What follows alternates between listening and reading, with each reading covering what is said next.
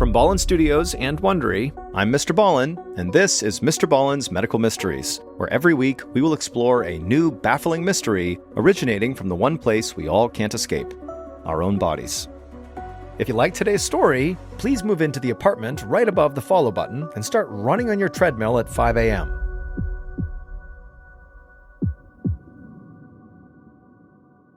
This episode is called Elephant Men.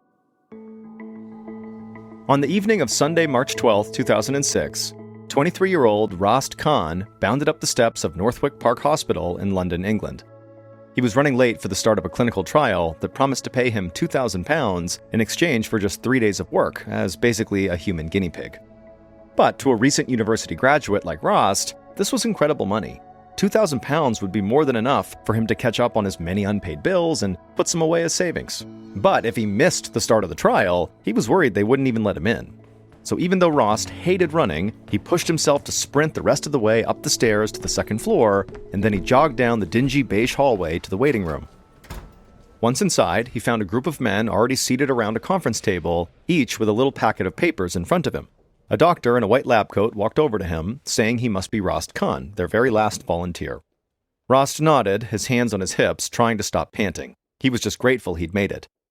Once Rost caught his breath, he sat down at the conference table and looked around and nodded a quick hello to the other men, and then he looked down at the packet of papers as the doctor in the lab coat explained that for this trial, they'd be testing an experimental drug called TGN 1412. It was designed to strengthen the body's immune system so that it could fight off cancers like leukemia. If the drug worked, it might allow cancer patients to avoid the agony of long and painful chemotherapy treatments. And so far, TGN 1412 had been tested successfully in animals, and so now it was cleared for a human trial. The doctor proudly announced that this group of men would be the first to be given the drug to see how the human body responded to the medicine. When Rost heard this, he sat up a little bit straighter. He'd done a few clinical trials before, and none of them had felt very important. But a drug that might cure leukemia could save countless lives, and so he thought it was really cool that he got to be a part of something that could potentially make medical history. The doctor told the men that tonight, the medical staff would take their vitals and give them all the same late-night snack. Then they would spend the night at the hospital. In the morning, they'd receive the drug, and for 3 days after that, they would be carefully monitored to see if they experienced any side effects from taking this drug. And that was it. Then they'd go home and would just need to come back for a few follow-up tests. The doctor beamed as he explained that once they knew how healthy people reacted to this drug, they could then test it on volunteers who actually had leukemia. Next, the doctor started reviewing a list of bullet points about how the drug was supposed to work, and as he did this, Ross sort of tuned it out and just began looking around the table at the 7 other men sitting there, and most of them were in their 20s and 30s. But as he looked around, Rost noticed that all the eyes at the table were actually turning to him now. It took a moment for him to realize that the doctor had actually asked Rost a question and was waiting for the answer. Sheepishly, he apologized and then asked the doctor to please repeat himself. The doctor cleared his voice, and then he said again what Rost had not heard. He said there were risks involved in this trial, real risks. Test subjects could possibly break out in hives, or even go into a life-threatening anaphylactic shock.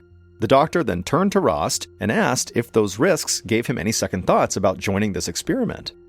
But Rost just kind of shrugged like it was no big deal, because for him, at all the trials he had been at, doctors always sounded this way, talking about the risks as being so bad.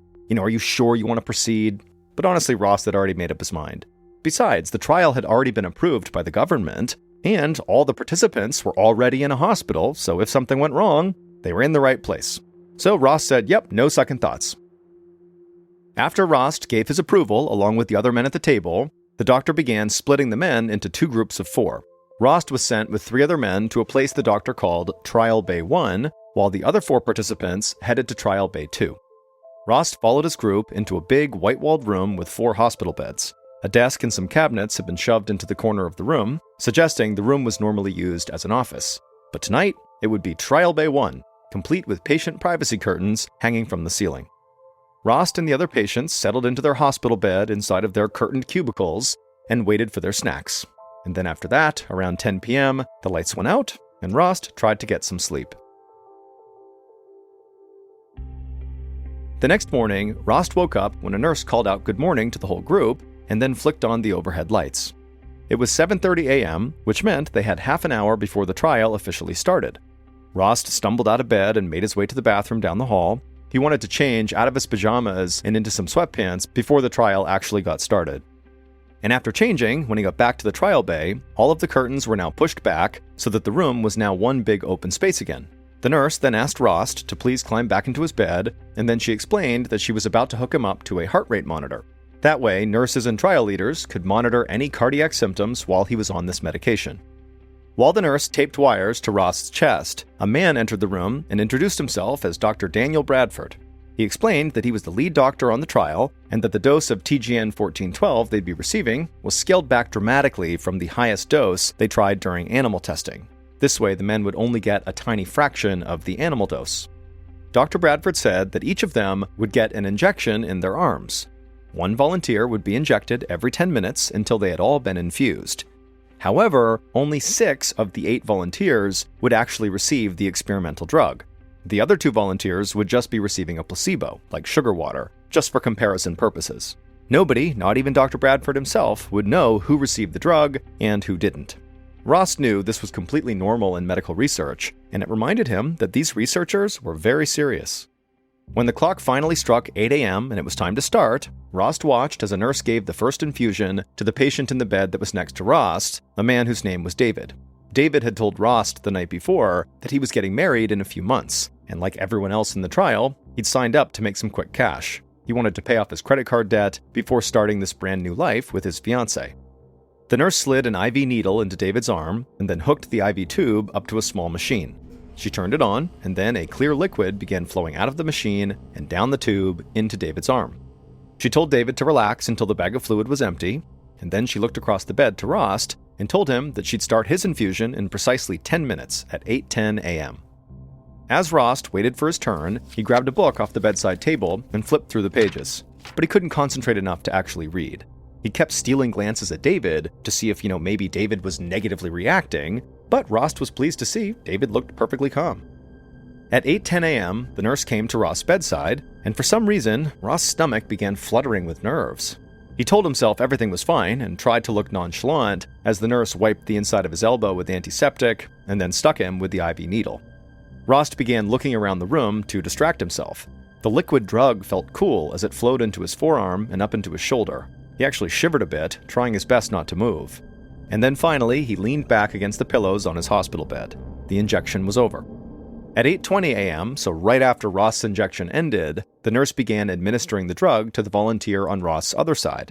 Rost couldn't remember this man's name. All he knew is that he was an actor who had recently come back from Los Angeles, California on a vacation. And the nurse had just finished hooking up the IV when David, the first patient to receive the infusion, called out to her.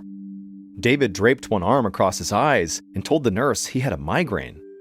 The nurse told David she'd be right back, and then she walked out of the trial bay, and then a minute later, she came back with just a cold towel and laid it across David's forehead and then apologized to him.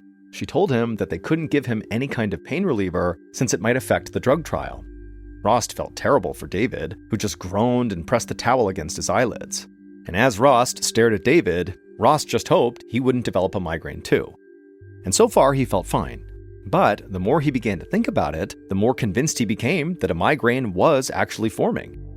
Rost began to feel panic rise in his chest, but a few minutes went by and his head actually felt basically fine. At least, that's what he kept telling himself. 25 more minutes ticked by, and at that point, all 4 of the volunteers in Rost's trial bay were hooked up to their IVs. Rost still felt fine, but David's migraines seemed to be getting much worse. Rost could see that David was sweating now. His skin had turned reddish, and David said he felt like he was burning up. Suddenly, David sat up just long enough to rip his shirt off, and then he collapsed back onto his bed, complaining about stabbing pain in his head. At this point, Rost was finding it impossible to distract himself. Around the room, everyone except for David seemed to be doing fine, but in his gut, Rost felt like something was wrong here. At 8:50 a.m., Dr. Bradford sat inside of Trial Bay 2, so not the trial bay that Rost was a part of, and the doctor sat next to volunteer number 6. And as he inserted an IV into the volunteer's arm, the nurse from Trial Bay 1 strode into the room and asked to speak with Dr. Bradford in private. The doctor stepped into the hallway with her and was surprised to hear that 3 of the volunteers in Bay 1 were experiencing migraines and pain in their lower backs. 2 of them were also running high temperatures and had begun vomiting. The third volunteer was racked with chills and was shaking so badly it almost looked like he had hypothermia. Dr. Bradford immediately rushed past the nurse and hurried down the hallway to see what was going on in Trial Bay 1. The drug, TGN 1412, had tested so well in animals that he had complete confidence that today's trial would go smoothly.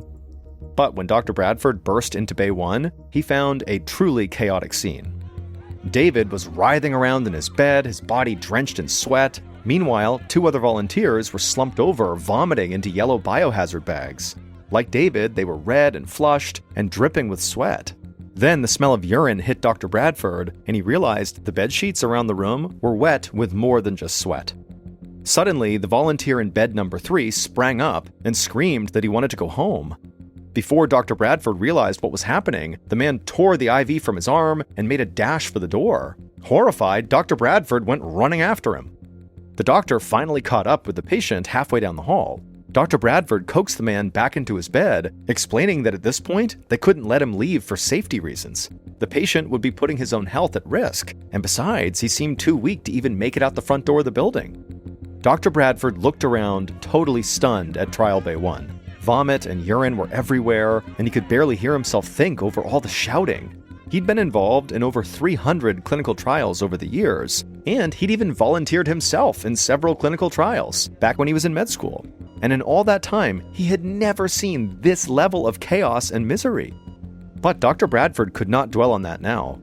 2 of the patients in the ward had bright red faces, and he could hear their monitor alarms chirping. The 2 volunteers were going into shock, which meant their organs weren't getting enough blood. If Dr. Bradford didn't act fast, they could have permanent organ damage, or they could even die. The nurses started pulling the curtain dividers around the beds to give the men and the medical team some privacy. Dr. Bradford immediately began ordering drugs that would help stabilize the patients. As he worked, he glanced up and his eyes settled on volunteer number 2. His name was Rost Khan, one of their youngest volunteers. And unlike just about all the other volunteers, Rost seemed totally fine, although he had a terrified look on his face. 3 hours later, Rost still sat on his hospital bed, feeling absolutely horrified. The last thing he'd seen as the curtains were drawn around David was the stricken look on his face.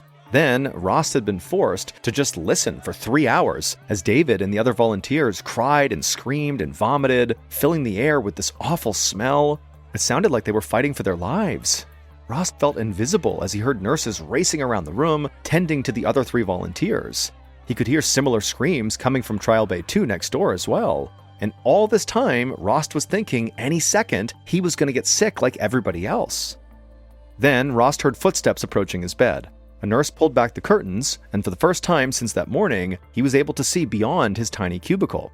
The other patients were still hidden behind their own privacy curtains, but he could see bodily fluids on the floor and walls, which explained the smell that would not go away.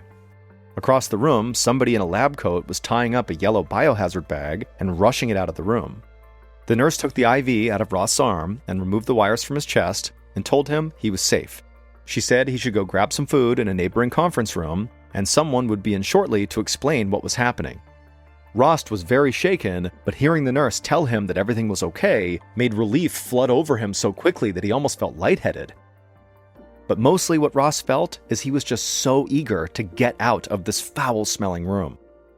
Slowly, Rost got out of the bed and moved out the door and down the hallway to the conference room next door.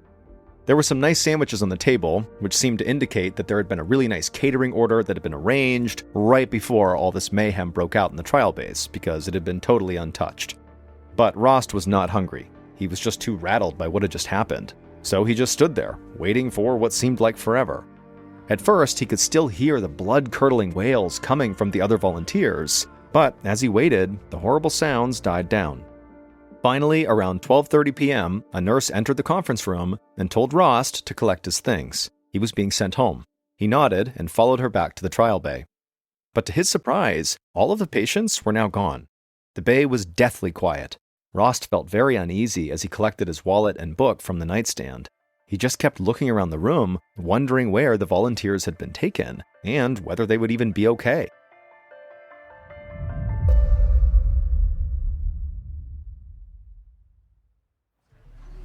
Around 8:30 p.m. that evening, Dr. Ganesh Sundaralingam entered the intensive care unit at Northwick Park, even though it was supposed to be his night off. In the middle of having dinner with his wife that night, he'd gotten a call from Dr. Bradford that they needed his help tonight treating some critically ill patients. And then he'd been shocked as Dr. Bradford explained that 6 volunteers from that day's clinical trial were in the intensive care unit, all in truly desperate shape. Dr. Bradford explained that they were the first people ever to receive the drug TGN 1412, so nobody knew why the patients were having such strong reactions. Dr. Bradford was basically dealing with an unknown illness, and the volunteers were falling apart quickly. He didn't have much time to put this puzzle together, so he had called Dr. Sundaralingam for help. Dr. Sundaralingam stopped at the ICU bed nearest the door. A volunteer from the drug trial, named David, so the man sitting next to Rost, was hooked up to a ventilator to help him breathe. David's body was swollen, his blood pressure was very low, and it was clear that his lungs were failing. He was one of the sickest patients that Dr. Sundaralingam had ever seen, and he knew that he would soon see 5 other men in a similar condition. Dr. Sundaralingam ordered a full battery of tests right away, and when the blood work came back, he could see that all 6 patients were going into kidney failure, which could be fatal.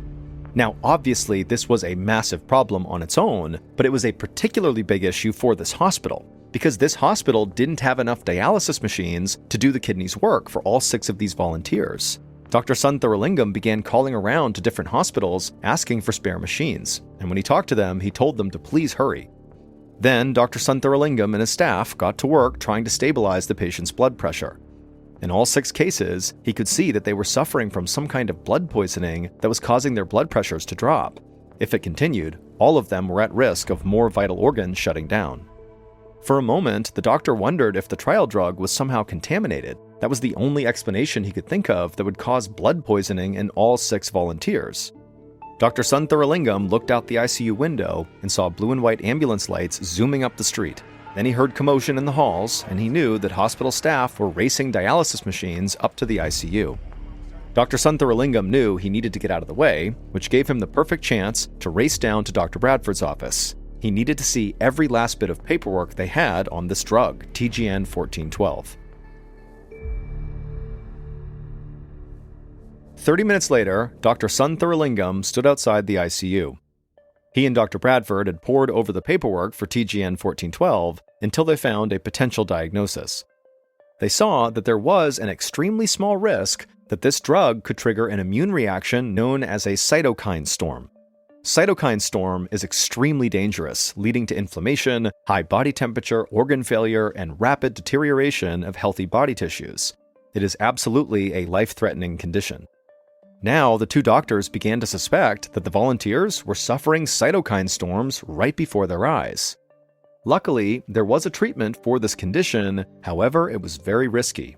In fact, it presented the doctors with a life-or-death decision. And that's because the doctors were not 100% sure what was making these volunteers sick. It was possible they were suffering from cytokine storms, but they could also be suffering from blood poisoning due to contaminated drugs. And the treatments for those 2 conditions are almost exact opposites. If these men, these volunteers, had a cytokine storm, they would need a high dose of strong drugs to shut down their immune systems. But if this was a blood infection, well, those strong drugs, the immunosuppressant drugs, those would kill them, because their immune systems would now not be able to fight the poison. And there was no way for Dr. Sundaralingam to know for certain which condition was sickening the patients. He just had to make an educated guess and hope that he chose the right course of treatment. However, before making that guess, Dr. Sundaralingam took out his phone and began calling every colleague he trusted. And he walked them through the case, getting as many opinions as possible, because of course there was just no room for error here. If he didn't choose the correct treatment, there was a strong chance all the patients would die. He listened carefully to the advice of his colleagues, and then he knew it was time. It was now after midnight, and the nursing staff was really struggling to keep the patients stable much longer. Dr. Sundaralingam made his decision and ordered the treatment.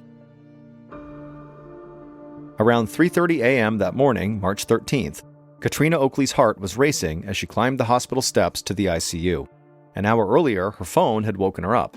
She'd purposely left the phone on loud in case her fiancé David called her from the hospital, where he was taking part in a clinical trial. He told her he would be totally safe, but she had still been worried. Except the call that had just woken her up was not a call from David. It was from a nurse asking her to come to the hospital right away. Something had gone wrong during the trial. Within minutes, Katrina had been running out the door. Just outside of the ICU, a nurse met Katrina and warned her that David might look a little different. He was being treated for something called a cytokine storm, which meant he was on a lot of drugs to suppress his immune system. And as a result, those drugs had caused some serious swelling. Katrina swallowed hard, doing her best to stay calm, but feeling very overwhelmed and confused. She had a million questions about David's condition and how any of this could have happened in the first place, but first, she just wanted to see David. She followed the nurse inside of the ICU to David's bedside. And right away, she saw her fiancé's face was so swollen, his eyes were like these little tiny slits, and his cheeks were so puffed up, his head looked like a beach ball. His stomach was also so huge and distended that at first, she thought he was resting his hands on his belly under the blankets. But he wasn't. His hands were by his side, and those too were very puffy. Plus, David's skin now had a yellow tint. Katrina took one of David's hands, and as she did, he turned to look at her, but his eyes were totally glazed over, like he couldn't really see her. Katrina had to fight the impulse to scream. She couldn't understand how something like this could happen to the perfectly healthy young man she had kissed goodbye just the day before. Just after dawn, Dr. Bradford drove into the Northwick Hospital parking lot and found news cameras waiting outside. Dr. Bradford hustled past them into the hospital and flipped on the television he kept in his office. Every channel was now talking about the catastrophic medical trial, calling these sick volunteers the Elephant Men because of how they had all swollen up like balloons. Dr. Bradford ran up the stairs to the ICU, where a nurse told him that 5 of the 6 patients were still in bad shape, but they were stable. However, the 6th patient was continuing to get worse, and in fact, he could die. And later that morning, Dr. Bradford learned that Scotland Yard was now investigating for any signs of foul play in this trial. But no matter how bad Dr. Bradford felt about this, and no matter what actually made these men sick, there really actually was not much Dr. Bradford could do for the patients now. Dr. Sunthuralingam was the intensive care specialist, not Dr. Bradford. So Dr. Bradford just went home, and for the next 2 days, he was glued to the news, checking repeatedly on the condition of the men. And finally, on the 3rd morning, Dr. Bradford learned that all 6 patients almost miraculously had improved overnight, and for the time being, it seemed like they could recover. And so that morning, Dr. Bradford decided to go into the hospital, but when he arrived at his office, he found that the office itself had been sealed off by police. An officer with Scotland Yard explained that the trial bays and his office were now part of a crime scene and off limits until the investigation was over. All Dr. Bradford could do was yet again go back home and wait, as Scotland Yard and British health inspectors conducted their investigation into the trial. But Dr. Bradford didn't really care about the implications of this investigation. All he was focused on was that the patients would pull through. That's all he wanted. And not even for his own sake, but just because he couldn't bear the thought of these volunteers dying because of his clinical trial. It was horrible. Thankfully, Dr. Sunthuralingam had made the right call. The TGN 1412 clinical trial volunteers had all developed cytokine storms, and the immunosuppressive drugs had saved their lives. But while Dr. Bradford was obviously thrilled to learn that all 6 patients would likely pull through, he still had no idea what could have triggered such a rare response to this drug. It would take them months, but the health inspectors would eventually discover why this had happened. It would turn out Dr. Bradford and his team were missing some crucial information, because even though this drug had been successfully tested on animals, those animals weren't capable of experiencing cytokine storms. So even though there was some preliminary clinical research showing that TGN 1412 might trigger cytokine storms in humans, it just had not been on Dr. Bradford's radar. And in the end, it actually was not really the drug that triggered this response. It was just how quickly the drug had been administered. The volunteers had received their entire dose of the drug in just 6 minutes, which actually was 10 times faster than it should have been given. And because Dr. Bradford and his team scheduled each patient's infusion just 10 minutes apart, the staff didn't have enough time to check each patient for immediate side effects before infusing the next patient. Had the drug been administered more slowly, it almost certainly would have been less of a shock to the system, and the cytokine storm likely would not have been triggered. On the morning of Tuesday, March 20th, about 9 days after the start of this trial, 4 of the 6 trial patients had improved enough to be transferred out of the ICU. But their immune systems were so depleted that they had to stay in the hospital for another 2 weeks. David Oakley made a full recovery in time for his wedding to Katrina. However, one volunteer, named Ryan, developed pneumonia, septicemia, and dry gangrene. As a result of the gangrene, his fingertips fell off, and part of his foot had to be amputated. As for Rost, he never got sick for one reason. He was the only person in his group to receive the placebo dose rather than the actual drug. As he watched the story of the Elephant Men unfold on national news, he knew he'd truly dodged a bullet. Eventually, David and some of the other trial volunteers who had gotten sick decided to file a lawsuit against Parexel, the company running the trial, and in 2009, they received an out-of-court settlement. In the wake of this failed medical trial, medical regulators made 22 recommendations to improve the safety of clinical trials, and these standards now apply throughout Europe.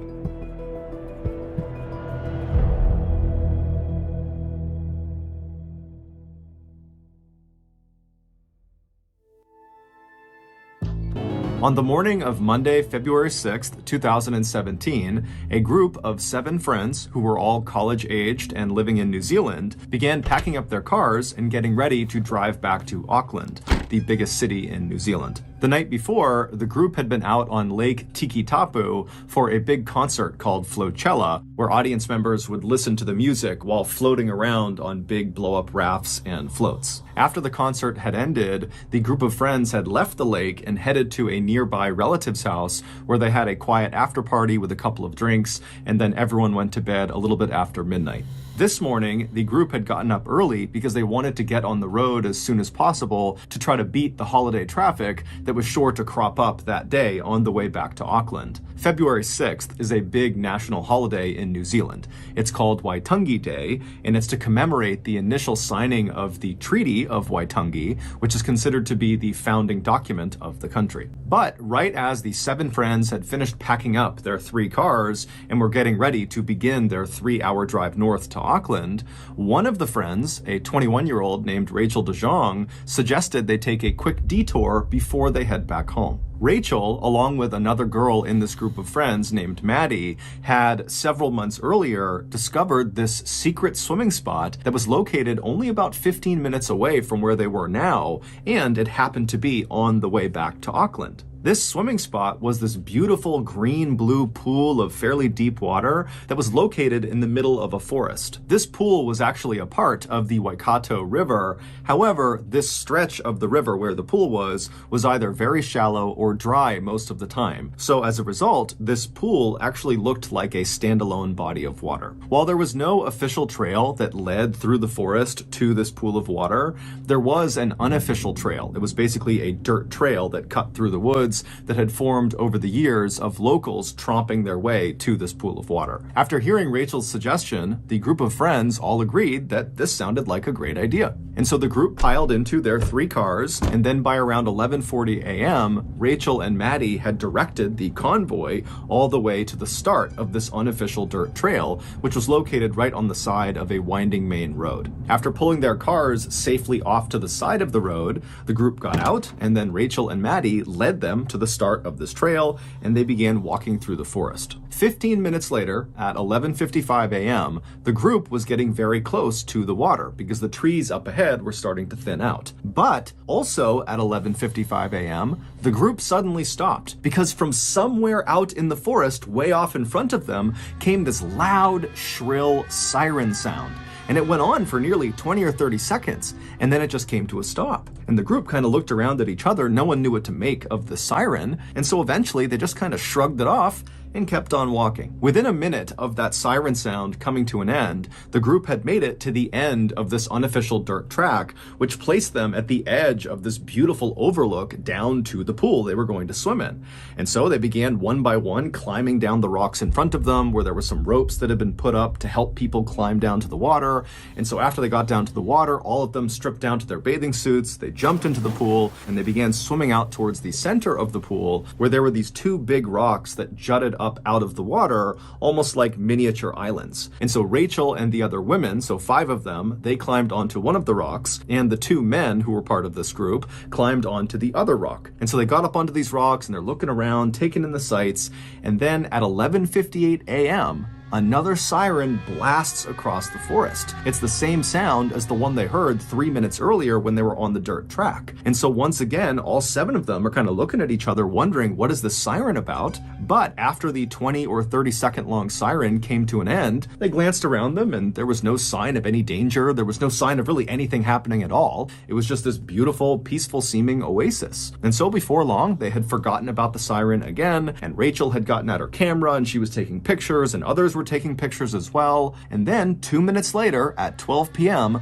the siren sounded for a 3rd time. Now at this point, the group has heard the siren 2 other times. And even though the sound of the siren was kind of jarring because it was so high-pitched and shrill and really cut into their ears, this time, because they've heard it 2 other times and nothing happened, they all pretty much immediately wrote it off. So the siren's sounding for the 3rd time, and the group is not really paying attention. But when the siren finally stops this 3rd time, something very different began to happen, and the group immediately noticed it.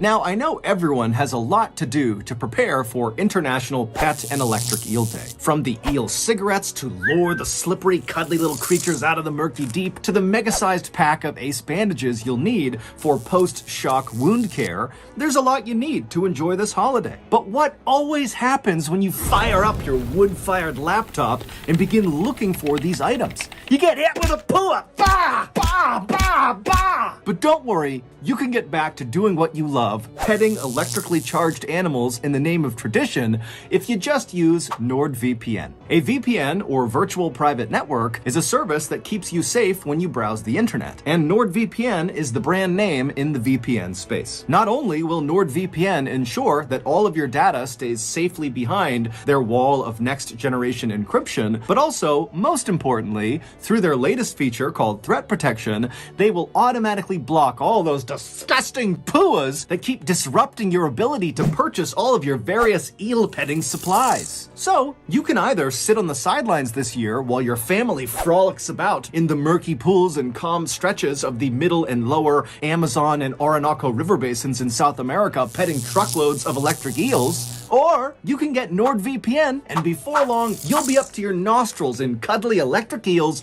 looking for a good pet. Currently, the best deal for NordVPN is through my YouTube offer. Right now, you can get a 2-year plan at a huge discount plus 4 additional months for free when you go to nordvpn.com/MrBallen. It's risk-free with Nord's 30-day money-back guarantee. That's nordvpn.com/MrBallen or click the link in the description. Okay, back to the story.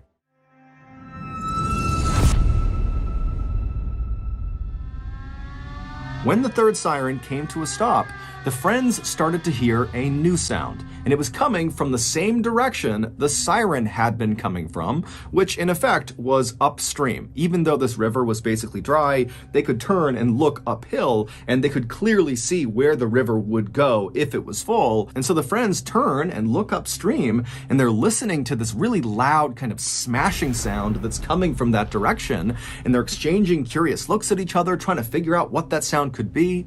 And then all of a sudden, they see it.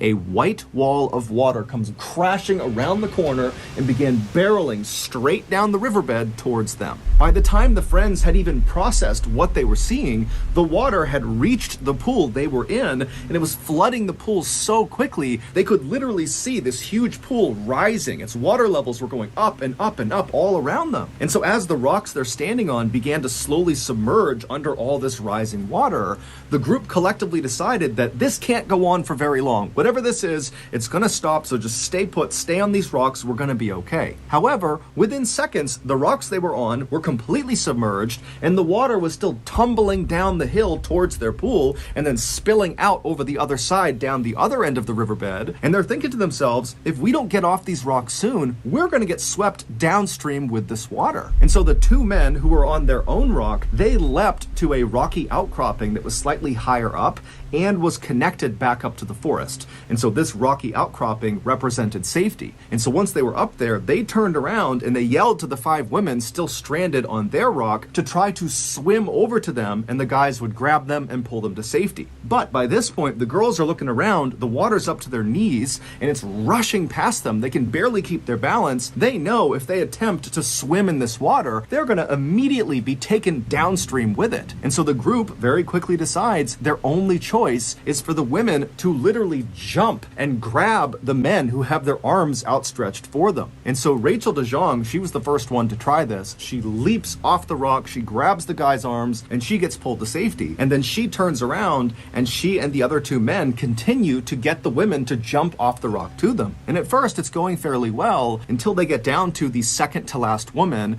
who leaps, she grabs one of the guy's arms, and then both of them lose their footing, and the guy and the woman, they both get swept away downstream. They're gone. Rachel stays calm and she moves to the position where the guy had been who just got swept away, and she takes out her GoPro camera selfie stick and she extends it out to the last woman who's out on the rock. Her name is Alice, and she tells Alice, jump and grab the selfie stick. And so Alice, who's almost completely submerged in water now, makes this frantic jump to grab onto the selfie stick. She grabs it for a second, but then loses her grip and she begins being swept away. And Rachel, who at this point was completely safe, immediately jumped into the rapids after Alice. She grabbed Alice, she attempted to turn around and grab the rock to stop them, but she couldn't get a grip. And she and Alice were also swept downstream out of view. 2 weeks before Rachel, Maddie, Alice, and the others had gone to this secret swimming spot, a warning sign, like a physical warning sign that warned people not to go near this river, don't go near this pool, was stolen. And that warning sign was normally placed at the very beginning of that unofficial dirt track that the 7 friends took to get to the pool. Meaning, when the 7 friends got out of their cars and began hiking into the forest to go to this pool, they would not have understood the danger of where they were going. Now, it is true that Rachel and Maddie had previously discovered this swim spot several months earlier. However, it seems like they had just learned that this swim spot existed and how to get to it. It did not seem like they had literally walked this trail and gotten to the pool, and so very likely they would not have known about the dangers this place posed. The pool of water they were swimming in was not actually dangerous itself. It was only dangerous because the pool was located in the middle of a spill zone. About 650 feet upstream of the pool they were swimming in is a dam, and 3 to 4 times a day, they open their gates, releasing 20,000 gallons of water per second down this mostly dry riverbed, and the water comes careening across that pool all the way to the bottom. The gates stay open for about 15 minutes, and the only reason this is done is for the spectacle of it. It's to show tourists what this riverbed looked like before the dam was built. And what this riverbed looked like before the dam was built was a raging rapid. On February 6th, 2017, the dam was set to spill at 12 p.m. So those sirens the friends heard at 11:55, 11:58, and then 12 were all warnings that a spill was about to occur. But of course, the 7 friends had no idea. After the 12 p.m. spill had finally ended, the 3 friends who had made it to the rocky outcropping and had not been swept away by the current went looking for the 4 other friends who had been swept away, and they would find them. 3 had miraculously survived, but 1 had not. The sole fatality was 21-year-old Rachel DeJong, whose idea it was to come and swim at this spot in the first place. Rachel also was the woman who had left safety and jumped back into the rapids to attempt to save her friend Alice. Today, there are many more warning signs and fences that have been put up around the Waikato River to prevent people from getting too close, because the dam still, despite the fatality, spills several times a day. However, despite all these precautions and all the notoriety around Rachel's death, people still today sneak in and go swimming in that secret. On October 4th, 2017, a 61-year-old father of 6 named Tatike Katsai arrived at a hospital in Stellenbosch, which is one of the richest towns in South Africa. Tatike, who lived in the area with his family, had been dealing with some stomach issues over the last several months, and so this day he was finally going in to have abdominal surgery to hopefully alleviate those issues. So, after entering the building, TTK was checked in, and then before long, he was transferred to the operating room where surgeons got to work on him. After the surgery was over, TTK was transferred to a recovery room in the hospital where he was scheduled to stay for at least a couple of days so the doctors and nurses could watch over him while he recovered and make sure there was no complications from the procedure. And so, on the afternoon of October 4th, TTK just kind of lounged around inside of his recovery room. He couldn't really do anything because of the incisions on his stomach, and so he mostly just laid in his bed, he watched TV, he relaxed, he ate, and then at some point, some of his family members came into the hospital and they visited with him as well. By the end of that day, the day of his surgery, TTK was definitely sore from the incisions, but overall, he was in good spirits, and to the medical staff, it seemed very likely that his surgery was a success. Early the next morning, at around 5:15 a.m., one of the nurses in the hospital went to TTK's room to check on him. And when she went inside, TTK was awake, he was alert, he seemed totally normal. And so after a brief conversation, the nurse told TTK that she was just going to get him some fresh linens to make up his bed.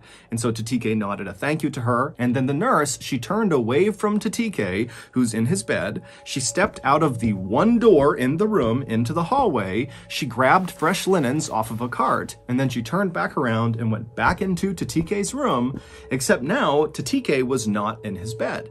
So the nurse immediately thought, okay, well then TTK must have gone into his bathroom because the door was shut, he must be in the bathroom. And so just kind of reflexively, the nurse walked over to TTK's now empty bed and replaced the linens. And then when she was done, she just looked at the bathroom door inside of his room, expecting TTK to come outside any minute. But after a couple of minutes passed and TTK had still not come out of the bathroom, the nurse decided to go over and just knock. And so she walked over, she knocked on the bathroom door and just kind of called out, hey, is everything okay in there? But there was no answer. And so the nurse eventually just tried the handle, and when she saw it was open, she called out that she was coming inside, she opened up the bathroom door, and it was empty. And so the nurse, she whipped her head around and looked back out at the room where TTK should have been, and she saw, he's not on the bed, he's not under the bed, he's not anywhere in this room. Where could he have possibly gone? And she's thinking to herself, the only door out of this room is into the hallway, the same door that she had used to go out and get the linens. And if somehow TTK had ran out of that door in the few seconds that her back was turned from TTK, she certainly would have heard him or seen him. Because again, she was right outside the door and only outside of his room for a couple of seconds. Not to mention the fact, TTK has major incisions on his stomach and could barely stand, let alone walk or run. And so totally baffled, this nurse ultimately left the room and went and told her superiors.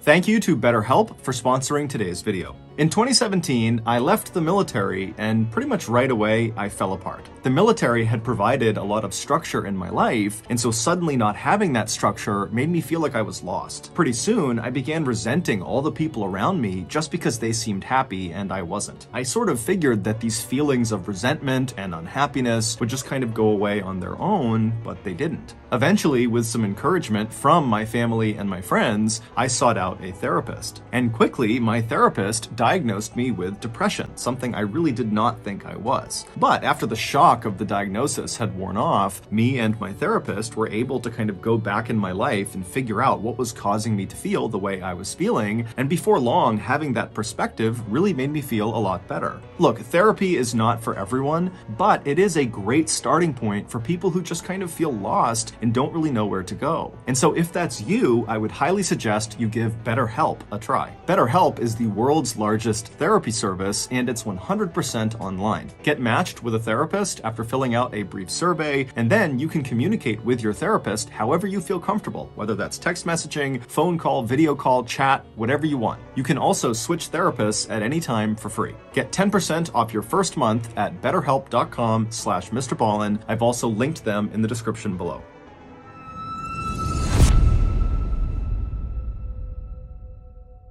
This hospital would immediately begin looking for Tatike on the grounds of the hospital, but they would do it kind of quietly.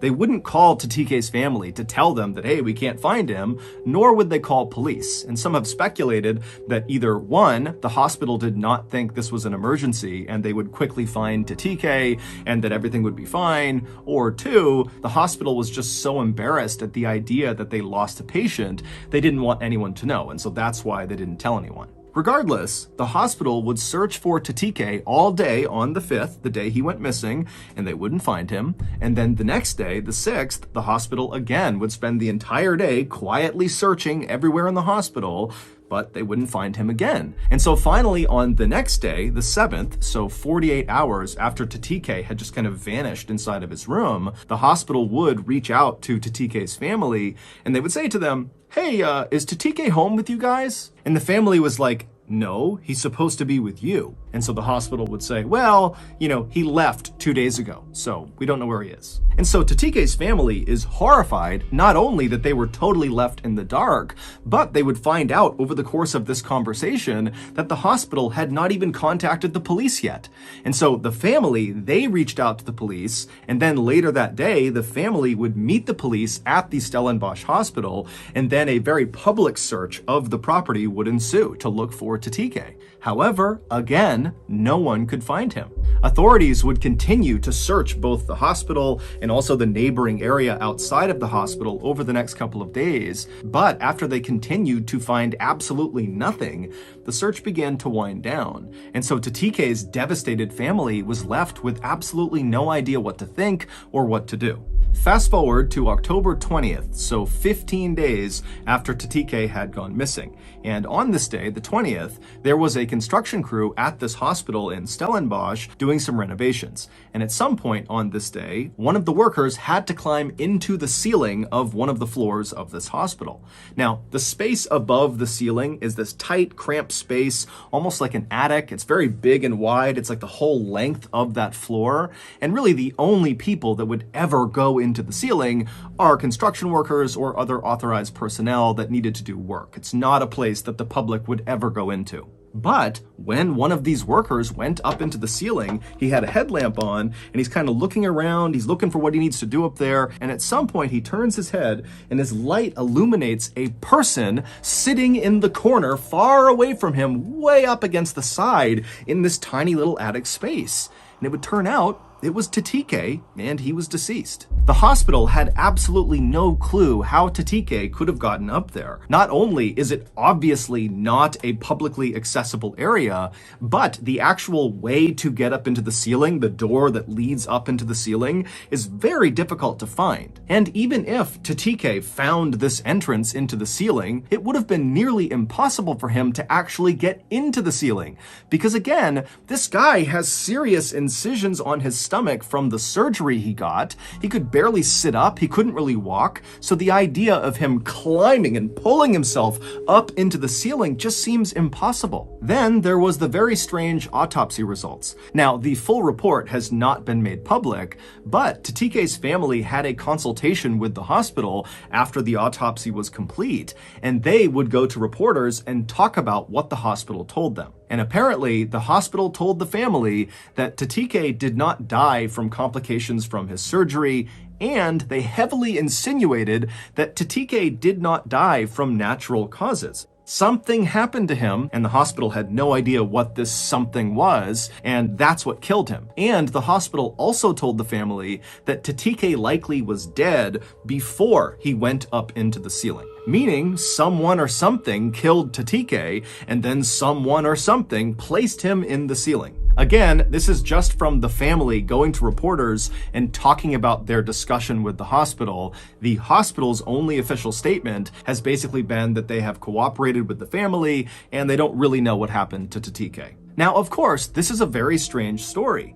But it gets even weirder. On May 10th, 2019, so about a year and a half after TK was found deceased in the Stellenbosch hospital ceiling, a 53-year-old father of 4 named Sandile Sabia arrived at another hospital in South Africa. It was in a city called Durban, which is considered to be one of the nicest and wealthiest places in South Africa, similar to Stellenbosch. Sandile was a builder, and he had been working on a house when he had fallen and broken his leg. Specifically, he broke his femur bone, the bone that runs from your hip down to your knee, the big single bone in your thigh. So just for reference, if you break your femur, you can't walk. So, with some assistance from friends and family, Sandile hobbled his way into this hospital in Durban, and he began to receive care. 2 days later, on May 17th, Sandile was still in the hospital, still recovering from this broken femur, when his cousin came to visit him. The cousin said Sandile seemed totally normal, and that during this visit, Sandile told the cousin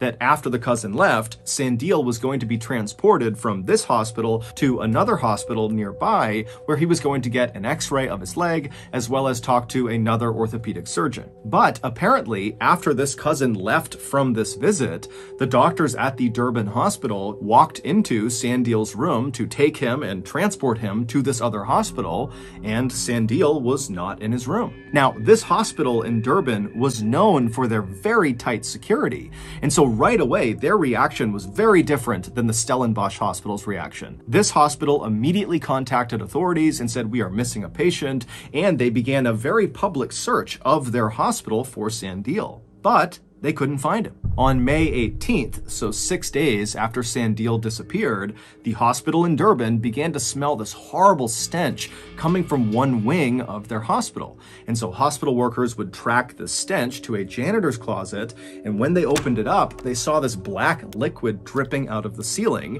and the liquid was coming from Sandile's decomposing body that was located in the ceiling. Sandile's autopsy would be carried out very quickly. However, the results of that autopsy have never been made public, and Sandile's family has not commented on the results of this autopsy. As of today, all we know is that within a 2-year period, 2 seemingly ordinary South African men, who both could either not walk at all or who could barely walk because of their physical injuries, somehow snuck out of their hospital rooms totally undetected by staff, and then wound up dead in the hospital ceiling. Some say the men really did somehow sneak out of their own accord and decided to go into the ceiling, and that's what happened. Others say both men were murdered and then placed into the ceiling, and still others think these 2 cases are the best examples of something called spontaneous teleportation, which is the hypothetical phenomenon where a human suddenly disappears and then almost instantaneously reappears in another location. But for now, there is no official explanation, so those are all just theories. And so it's up to you to decide what you believe.